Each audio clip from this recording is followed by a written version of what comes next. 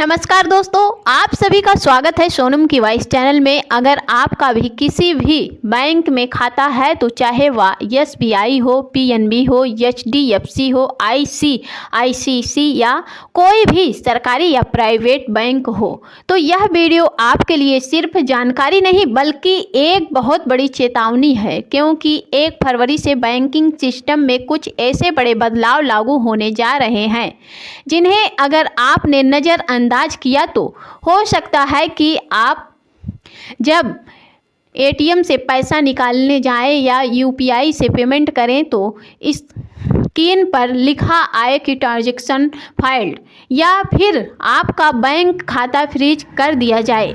जी हाँ दोस्तों, आपने बिल्कुल सही सुना है। आरबीआई और वित्त मंत्रालय ने यह डिजिटल फ्रॉड और साइबर ठगी को रोकने के लिए अब केवाईसी और बैंक अकाउंट से जुड़े नियमों को और ज़्यादा सख्त कर दिया है कि बहुत से लोग के पास बैंक की तरफ से एसएमएस, ईमेल और व्हाट्सएप मैसेज आने शुरू हो चुके हैं और जिनके पास अभी तक नहीं आए हैं उनका नंबर भी कभी भी आ सकता है। तो सवाल यह है कि वो कौन सा ज़रूरी काम है जो आप को 1 फरवरी से पहले करना है।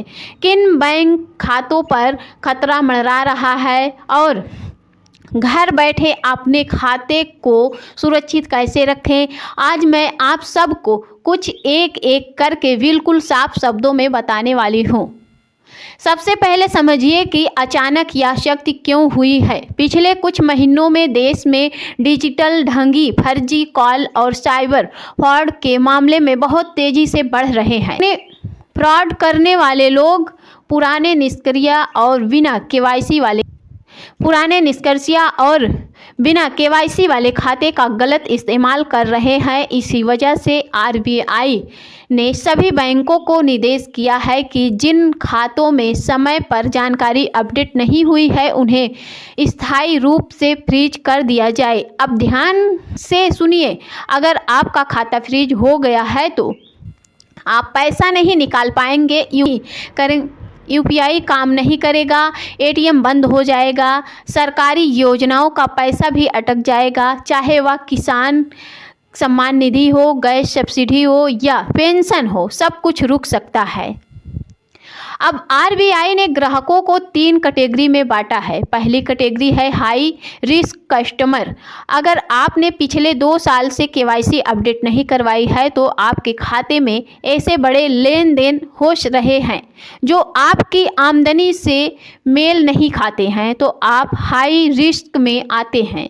ऐसे खाते में हर 2 साल में केवाईसी जरूरी होती है। अगर आपने नहीं करवाई है तो 1 फरवरी के बाद खाता कभी भी ब्लॉक हो सकता है। और दूसरी कैटेगरी यहाँ पर है कि मीडियम रिस्क कस्टमर। इनके लिए केवाईसी अपडेट की सीमा 8 साल होती है। तीसरी कैटेगरी को लेकर रिस्क कस्टमर, जिनमें से ज़्यादातर नौकरी पेश और सैलरी अकाउंट वाले लोग आते हैं। इनके लिए नियम 10 साल का होता है।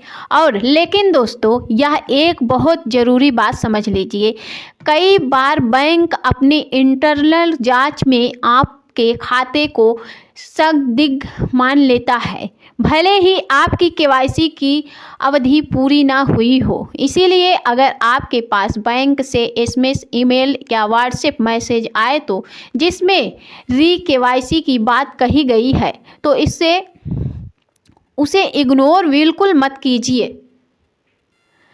अब दूसरा बड़ा नियम, नॉमिनी अपडेट। सरकार ने अब यह अनिवार्य कर दिया है कि हर बचत खाते और बैंक लॉकर में कम से कम एक नॉमिनी होना जरूरी है। बहुत से पुराने खाते ऐसे भी हैं जो सालों से चल रहे हैं लेकिन उसमें नॉमिनी दर्ज नहीं है।